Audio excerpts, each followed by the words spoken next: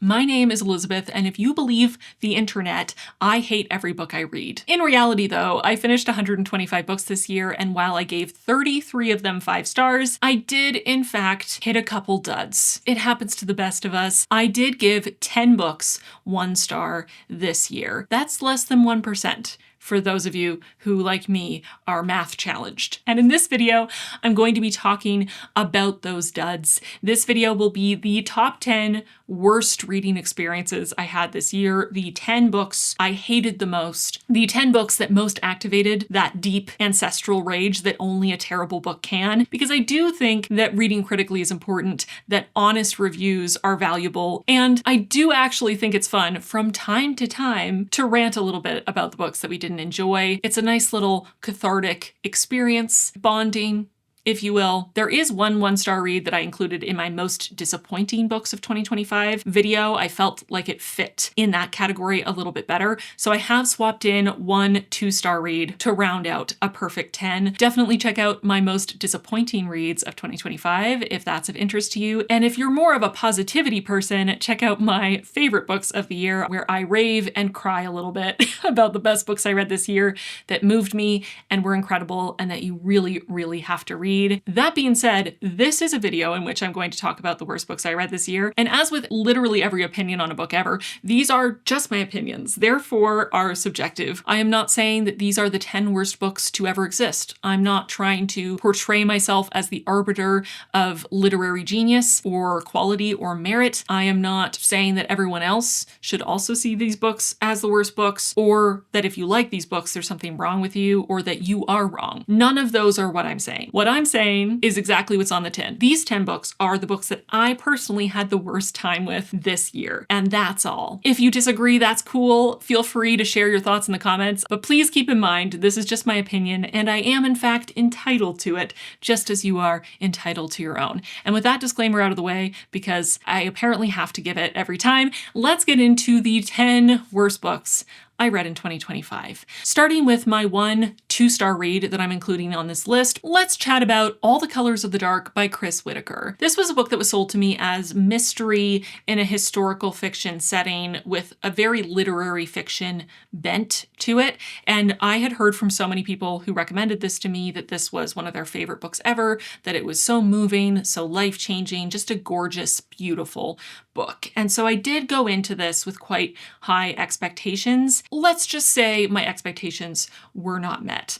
I read this for a mystery reading vlog in the summer, so you can watch all of my very detailed, in-depth thoughts, including spoilers if that's your thing, linked in the description box. But in an attempt to be concise, this was made up of an excessive number of extremely short chapters. And when I say excessive, I mean literally hundreds of chapters that were comically short, set up in such a way as to feel like you're being edged in the least fun way possible by constant cliffhangers, reveals, and dramatic statements that then proceed to not be resolved in the following chapter or even the chapter after that. It is a book that attempts to keep you on the hook in the most artificial and frustrating way humanly possible, with characters that were deeply unlikable and not in a fun way. This book was way too long, extremely boring. These characters feel like they are living in a fantasy land, and this is not meant to be set in a fantasy world. So many of the directions this story takes, and especially experiences of our protagonist,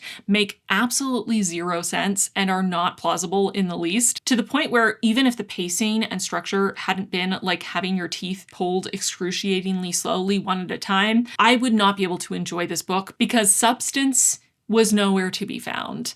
For me, All the Colors of the Dark was a complete waste of time. And while I gave it 2 stars for my appreciation of some of the earlier chapters and early development of the characters, I was very close to lowering my rating to a 1 star after the ways that these characters were completely assassinated over the course of the novel. Would not recommend, had a bad time, no thank you. Next up on this list is a book that, while I gave it 1 star, I think that this is, even more so than every other book on this list, very much a case of just a mismatch of my own expectations and tastes with what the author was trying to do. I can totally understand how people would enjoy this and find it to be a fun, ridiculous, absurd romp, bit of a silly take on a Victorian horror novel. But for me personally, the humor just didn't land. Me and the book, we did not get along. But for me personally, this was definitely one of the worst reading experiences I had this year, unfortunately. And that was Victorian Psycho by Virginia Feito. This is a story about a governess who is hired to work with this family, and she is a very uncaring, unfeeling, cruel, and violent person. And she causes pain and suffering and havoc in the house where she has been brought in to care for children. The abuse, death, murder, injury, harm to children in the books I read is always something that is going to be more difficult for me. And I think the fact that this book had so much of that within this very dry, humorous tone was just a mismatch that I couldn't adjust to. I felt very off-put by the tone of this novel, by the protagonist, by honestly the concept in general of finding the events of this book humorous. While I do read a lot of horror, I tend to appreciate horror novels that are fully acknowledging the horror and the loss and the devastation and the trauma that comes along with the horrific events. I typically bounce off of books that are horror but feel like they're being more exploitative, or that there's meant to be some level of entertainment drawn from the horror or the violence. And in this case, that is exactly what it is. The horrific events are meant to be funny and entertaining, and it's just not my thing. It didn't work for me. I found it very unsettling. I found myself scowling through most of it.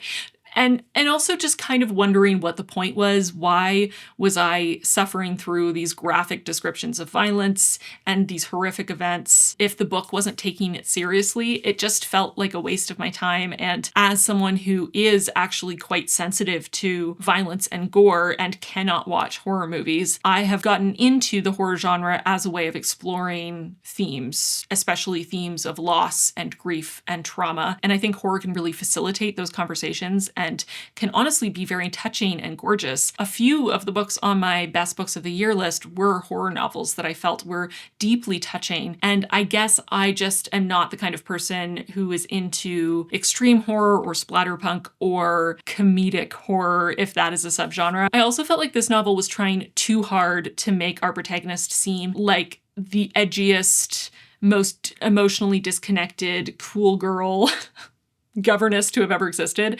And there were just so many moments that made very little sense that were meant to, I suppose, demonstrate how unlike other people she was. There were so many moments where I just thought, well, why did that have to happen? And also, can I unread something? So that was my experience of this book. Again, I could totally see why people would find it kind of silly and entertaining and just over the top and ridiculous. For me personally, that's not why I go to horror, and I was under a very different impression of what this book was when I picked it up, and the reality was very different, and I just had a bad time. That's Victorian Psycho, 1 star for me, unfortunately.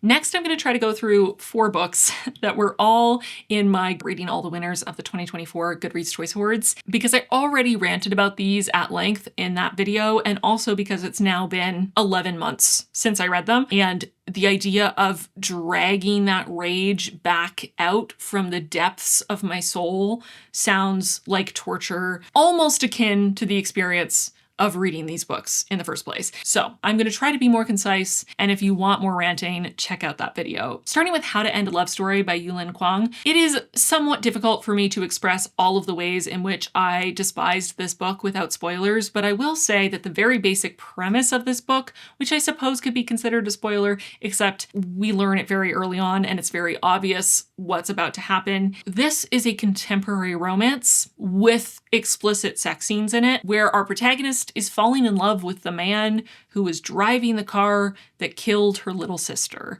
And if that sounds terrible to you, same.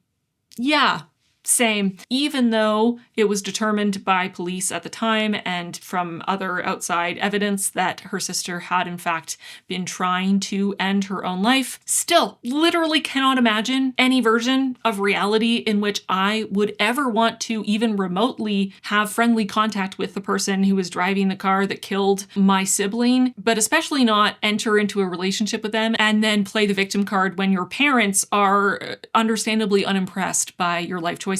On top of that, our protagonist has made an entire career off of exploiting her sister's death and spends basically the entire book in her internal monologue, whining and complaining and blaming her sister for being depressed and struggling with addiction as a teenager. And for obvious reasons, I found that very distasteful. And if that wasn't enough, the sex scenes in this book were so off-putting and cringy.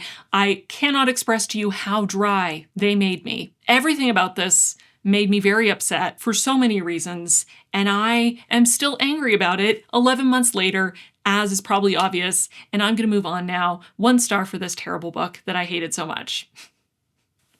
Another book I read because it won the Goodreads Choice Awards last year that I wish I could delete from my brain is The Women by Kristin Hannah. This was my first time ever reading a Kristin Hannah book. I know she's very popular in the historical fiction book club picks space, I guess, and I was interested in reading this book because it was specifically meant to be about female nurses during the Vietnam War and the ways that they were forced to try to cope with the trauma without any assistance because they weren't in combat, and therefore there was very little to no acknowledgement that they could be traumatized from their experiences. And this sounded really interesting, and especially as a Canadian, I didn't learn anything about the Vietnam War in school growing up, and also I was not alive. So I thought this would be an opportunity for me to learn about the Vietnam War and also have some really interesting character-driven experiences and learn about the women who were involved. Unfortunately, the title is a misnomer. This is not a book about women. It is a book about a single woman,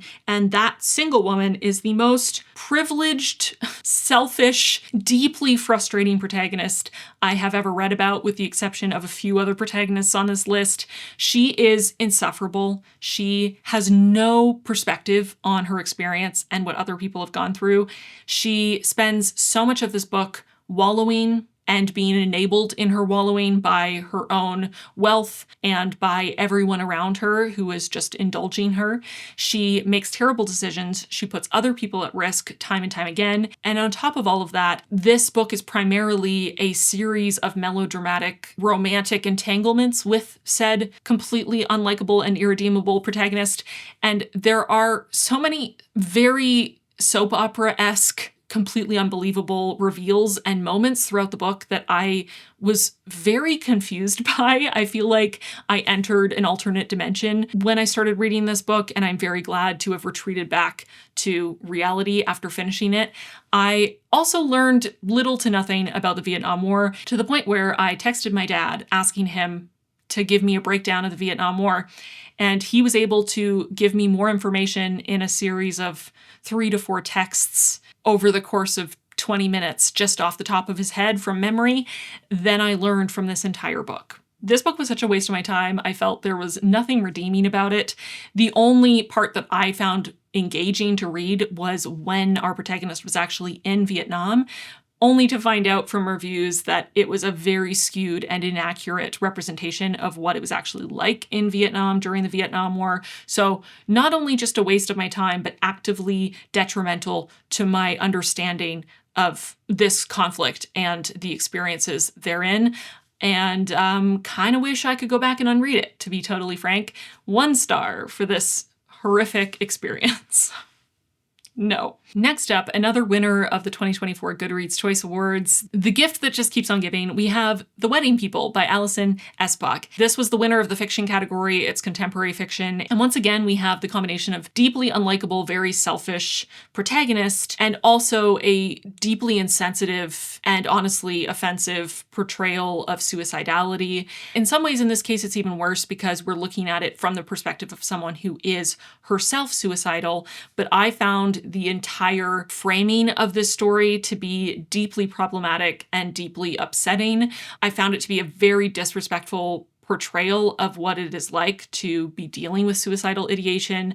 I found it to be trivializing of that experience, and I found every choice the protagonist went on to make to be more and more alienating and more upsetting, even as the narrative tried its hardest to make us relate to her and like her and find her endearing and appealing. She had very little understanding or empathy or respect for anyone else who had ever gone through suicidal ideation, and constantly belittled other people who had experienced it and made light of it for them and for herself. She very quickly got over it in a way that is unrealistic and also, again, I think, pretty offensive. And then she went on to care very little about her impact on anyone else around her and just do whatever she wanted, no matter who it hurts, throughout the rest of the novel in a way that was honestly kind of horrific to watch.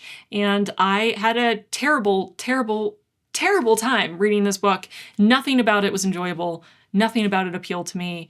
I had a very bad time. And as someone who has witnessed the kind of pain and suffering and devastation that suicide leaves in its wake, I just really wish authors would be a lot more thoughtful and careful about their portrayal of suicidality in their books. If you are unwilling to have empathy for people who are dealing with suicidal ideation or who have completed suicide, then do not write books about characters who are going through these things. I just find it to be in such poor taste to make light of these experiences, not only for the people who are going through them, but also for the people who loved people who lost the battle with suicidality. And I will die on this hill. So The Wedding People was a terrible experience for me. It made me very upset, and it gets 1 star.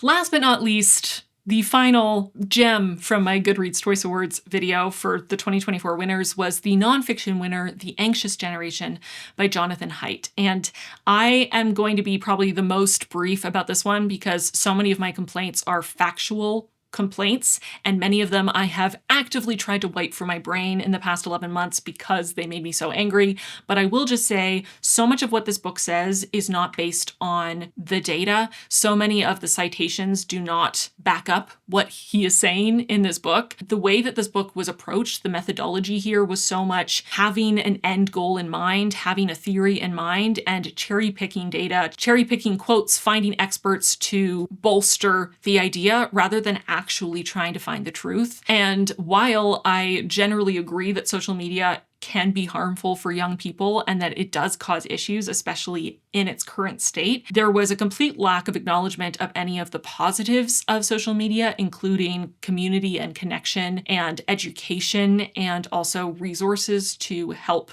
young people escape from unhealthy or dangerous situations, to understand themselves better, to connect with other people and find community and belonging, and also to get help when they need it. And on top of that, there were so many dog whistles in this book. There were implications that trans people only exist because of social media. There were misinterpretations of the data around suicidality, once again, for the trifecta, in children, implying that boys are more likely to complete suicide because they are suffering more than girls, rather than the actual data that has told us for a very long time that boys tend to use methods that are more fatal, and that is the reason why they are more likely to complete suicide in comparison to girls who tend to choose methods that are less likely to be successful. And there are just so many random moments and random assertions that, again, are based on nothing and were absolutely ridiculous, including the fact that boys need to have male teachers, otherwise it's understandable that they would not respect education or their teachers or care about school, and that's the reason why they're falling behind in education, that there aren't enough male teachers, which, what? Maybe raise your boys to respect women as fellow human beings so that they care about what their teacher tells them, instead of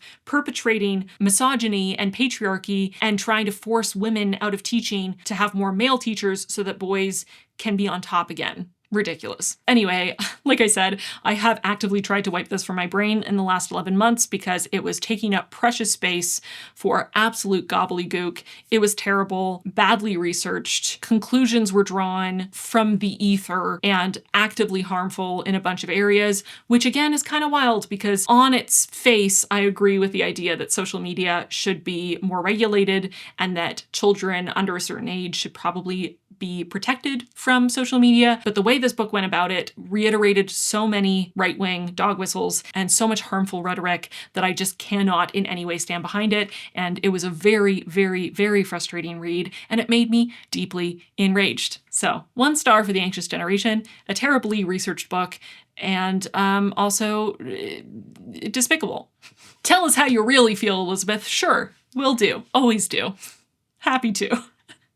Moving on from the Goodreads Choice Awards, thank God, we get to a book that has an entire dedicated video just for it, a reading vlog just focused on this one book, so I'm going to try to be more concise. How many times can I say that and then proceed to not be concise at all? Quicksilver by Callie Hart. This is romantasy, and it took the internet by storm. It was all over Book Talk. I decided to give it a try, and I regretted my life choices. This is just a very poorly written book. And I had a really awful time trying to make sense of it and trying to pull any kind of value out of it. There was one character in this entire book that I appreciated. They were the shining, gleaming light of hope for me in this book, but literally everything else about it either made no sense or was deeply cringe-inducing to read. I was confused by many of the choices. There were contradictions. There were elements introduced with very little explanation that also had very little connection to anything else happening. There were very unsettling dynamics between our main love interests, and just as a whole, very much not my thing. Check out the reading vlog if you want so much more detail, but this is another one that I have pretty actively tried to wipe from my brain for my own well-being, so I'm gonna leave it there. 1 star for Quicksilver. Moving on to a horror thriller read that I picked up expecting to have a fun time and was very, very underwhelmed. We have Dead Silence by S.A. Barnes. I'd heard quite a bit of buzz about this book, and I thought it would just be a fun time, kind of thrilling, kind of exciting, combining some of my favorite genres together. And I don't believe I've read any horror or thrillers set on a spaceship in space before. And as a sci-fi lover, that seemed fun. Unfortunately, once again, you might be starting to pick up on a theme. We have a deeply insufferable protagonist. We have text that contradicts itself and characters that have to discover the same thing over and over and over and over again. We have randomly shoehorned in melodramatic romance, and we also have a cartoonishly villainous villain who is cartoonishly villainous in the most cartoonish way possible. This was an interesting premise that was executed extremely poorly, and I did not have a fun time with it. I found it honestly kind of shockingly bad. Yeah, kind of shocking. So that's Dead Silence. 1 star for me. Repetitive and implausible.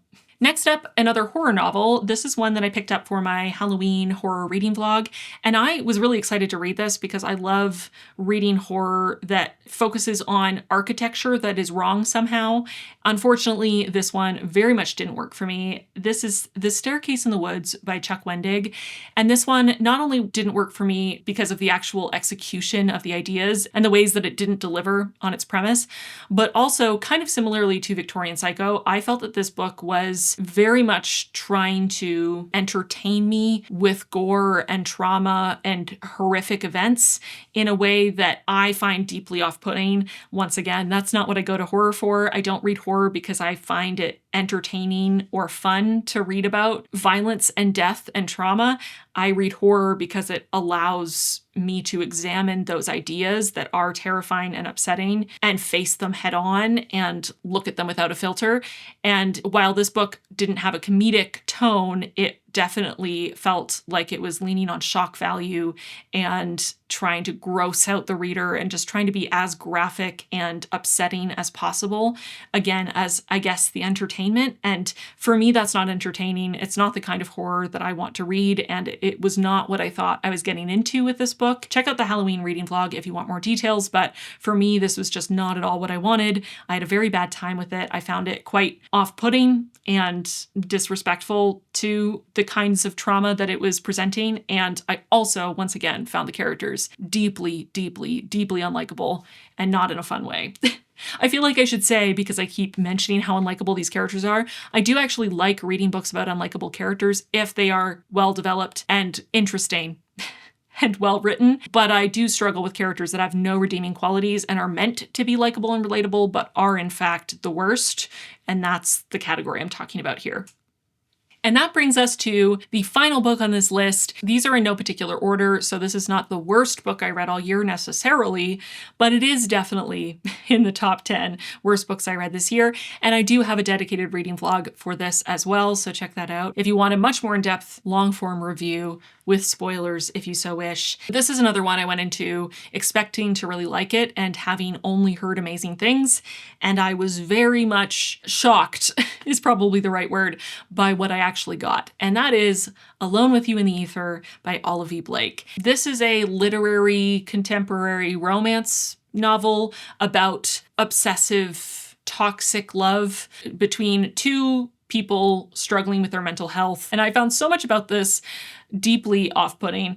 I found this to be very poorly written, very confusingly written. This is a book that wants to be smart and poetic and lyrical and does the most. So many of the sentences and paragraphs in this book did not make sense or contradicted themselves. So many paragraphs attempted to be lofty and full of symbolism and moving, but in reality were saying either incredibly basic realities that we're all very aware of, or we're actually not saying anything at all. I found, especially the first half of this book, to be an incredibly frustrating reading experience as paragraph after paragraph tried to convince me that this was life-changing material, that these were two geniuses having a meeting of the minds, when the things that they were talking about were the most basic, surface level, live, laugh, love type shit, okay?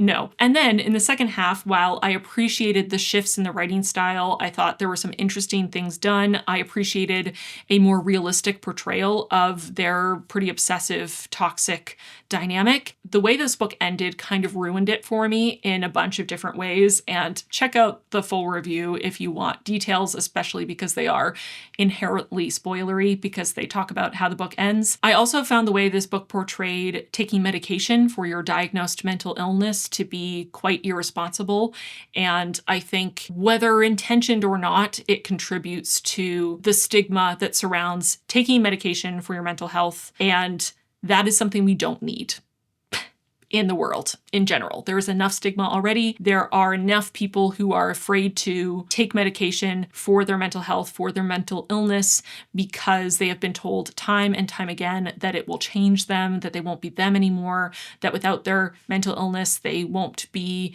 interesting or creative or engaging, that no one will love them, that they won't be able to feel anything anymore, on and on and on. There is already enough stigma in the world for mental health medication, and I don't think any book that contributes to that is helping. And I'll leave it there. Check out the full review if you want more in-depth thoughts on this. Again, it's somewhat spoilery to talk about in more depth, and I'm trying to avoid spoilers here, but I found it pretty irresponsible and upsetting, honestly, the way that it handled it, as well as the way that this book portrayed disordered eating in a very glorified way, which is just triggering to me in particular and not something that I enjoy reading, especially when I wasn't warned ahead of time, as of course I wasn't, because this book, along with every other book on this list, as far as I remember, has no content warnings, because of course they don't. Because who would want to warn anyone about the kinds of traumatic things they're going to be forced to go through in reading a book in their free time for fun? Empathy is dead. Anyway, I'm going to wrap it up because I am losing my voice, if you couldn't already tell, and I've been talking for way longer than I initially planned. I feel like this list was a little less fun than past years because more so than just really poorly written or nonsensical books, there were quite a few books on this list that I found actively harmful or disrespectful or off-putting on a very visceral level, and that's just less fun to talk about, I guess. But hopefully I am able to help some of you with this list by preventing you from wasting your time on these, from reading books that are going to be just as off-putting or unsettling for you as they were for me. And yeah, those were unfortunately the 10 worst books I read this year, the 10 worst reading experiences I had this year. Give this video a like if you appreciate honesty in book reviews. Subscribe if you haven't already. Let me know the worst books you read this year and your ultimate worst book so I can avoid it like the plague. If you want a slightly less doom and gloom video, check out my most disappointing books of the year. And if you want something positive to cleanse the palate, check out my 10 best books of the year. Thank you for being here. Thank you for watching. And thank you for allowing me to be critical in my reviews. It's something that I value really highly, and I very much appreciate those of you who, even when you don't agree with my opinion on a particular book, allow me the space to have an opinion that is less than positive and to be blunt about it, because I do think there is value in that, and I do think we should, as a community, be avoiding at all costs getting into a space where we are afraid to give a negative review or afraid to ever be critical of a book or have a dissenting opinion. I don't think that is useful or healthy for any community, and definitely not for a community around literature and reading. So thank you for allowing me to be me. Thank you for watching my videos and watching this one, and I will see you very soon in my next one. Bye, friends.